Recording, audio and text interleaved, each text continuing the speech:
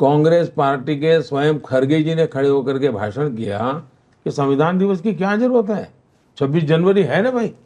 अरे मैंने कहा भाई, संविधान के प्रति देश के लोगों की श्रद्धा बनाने के लिए, जैसे आज भी रामायण महाभारत के कथा कीर्तन होते हैं, हर पीढ़ी को वो ट्रांसमिट होता जाता है, संविधान को भी उसी भाव से, हमें श्रद्धा भाव से लोगों को देखने की आदत डालनी चाहिए। मेरे लिए संविधान वो चीज है, जब 60 साल हुए थे संविधान के, तब मैंने भारत सरकार को कहा था कि हमें संविधान का बहुत बड़ा महोत्सव मनाना चाहिए। भारत सरकार ने कुछ किया नहीं। मैंने मेरे गुजरात में संविधान के 60 साल के निमित्त बहुत बड़ा अभियान चलाया था, और इतना ही नहीं, मैंने संविधान एक ग्रंथ को हाथी के ऊपर सजाया था, और मैं खुद हाथी के पैरों के पास पैदल चलता था। क्यों? सामान्य मानवी को मुख्यमंत्री से भी बड़ा संविधान होता है, ये संस्कार करने थे मुझे। तो संविधान के प्रति मेरा समर्पण ये है। मैं पार्लियामेंट में गया तो संसद को मैंने माथा टेका था। मैं 19 में जब प्रधानमंत्री पद के लिए मेरी पार्टी ने मुझे नेता चुना, तो मैंने पहले मेरा सर संविधान के सामने झुकाया था, तब जाके मैंने पद का ग्रहण करता हुआ भाषण किया था। तो एक तो ये मेरा पक्ष हो गया। दूसरा, कांग्रेस वगैरह ने क्या किया है, देश का संविधान बनने के बाद सबसे पहले फिजिकली उस पर हमला किया उन्होंने, संविधान पर फिजिकल हमला। संविधान का जो शारीरिक रचना थी, नंदलाल बोस के चित्रों के साथ, और वो चित्र नहीं थे जी, उसमें एक मैसेज था कि हजारों साल की संस्कृति का एक नई कड़ी हमारा संविधान है, और इसलिए उन्होंने हजारों साली सांस्कृतिक घटनाओं को जोड़ते हुए पेंटिंग बनाए थे।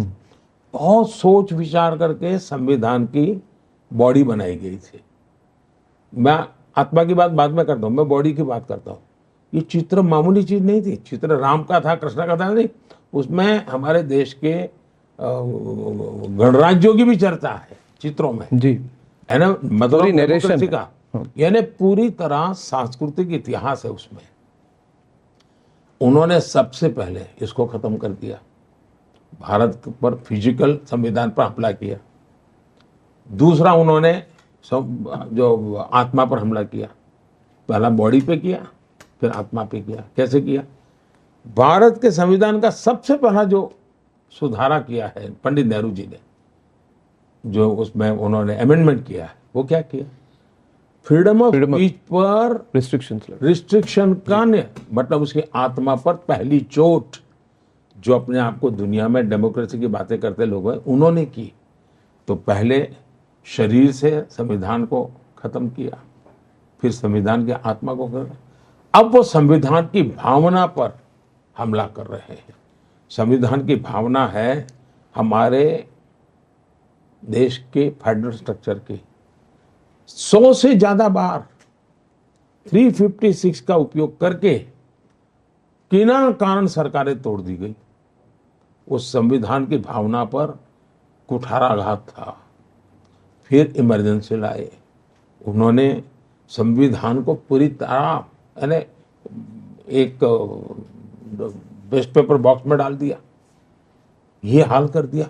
यानी सामान्य मानवी के लिए अब ये फिर से संविधान समाप्त करने का खेल खेल रहे हैं माइनॉरिटी का।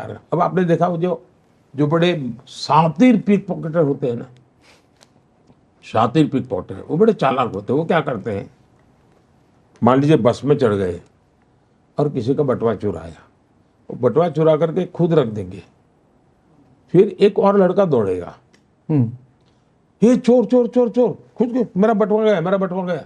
फिर और लोग भी देखेंगे, तो जिसका ओरिजिनल गया वो भी देखेगा मेरा बटुआ गया। और फिर एक दौड़ता है, जिसने चुराया है वो तो यहाँ खड़ा है, साथ में ही खड़ा है, चिल्ला रहा है चोरा है चोरा है, और एक जो निर्दोष है वो भाग रहा है। क्यों? चालाकी है। इन लोगों ने, मैं इनको पिक पॉकेटर नहीं कह रहा, ऐसे छोटे शब्द किसी के लिए मैं उपयोग नहीं करता हूं, लेकिन मैं उदाहरण इसलिए समझाता हूं कि वो अपना खेल खेलने के लिए उन्होंने चिल्लाना शुरू कर दिया, मोदी संविधान बदलेगा, मोदी संविधान बदलेगा, मोदी संविधान बदलेगा, जो कहीं है ही नहीं। न हम कभी बोले हैं, न हमने कभी सोचा। इतना ही नहीं, हम तो संविधान को इसके लेटर एंड स्पिरिट में जन जन तक पहुंचाना चाहते हैं। इन्होंने ये माइनॉरिटी के नाम का खेल खेलने के लिए खुद होकर के संविधान बदलना चाहते हैं, इसलिए ओह, ये चिल्लाहट शुरू की है। तो आपके कानों में वही आवाज आए और चोरी छुपे से पीछे वो करना, आप कह रहे हैं वो बदलना चाहते वो बदलना चाहते किस हैं। दिशा में? वो धर्म के आधार पर आरक्षण करना चाहते हैं, और जो संविधान की आत्मा पर आखिरी कील होगा, वो आखिरी बार होगा संविधान की आत्मा पर। संविधान सभा ने जब चर्चा की, महीनों तक चर्चा की, और उसमें पंडित नेहरू जैसे लोगों को छोड़ दीजिए, बाकी सब सनातनी थे जी, और सबने मिलकर के तय किया हमारे दलितों को आरक्षण मिलना चाहिए, हमारे ट्राइबल को आरक्षण मिलना चाहिए, हमारे ओबीसी को आरक्षण मिलना चाहिए। संविधान की भावना थी, क्योंकि इन लोगों के साथ और कारण थे।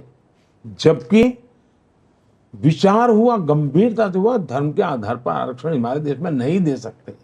धर्म के आधार पर देश बन चुका था एक। जी, अब हमें यहाँ देश में धर्म के आधार पर चलने की जरूरत नहीं है, हमें ट्रू सेंस में सेक्युलर होकर चलना चाहिए।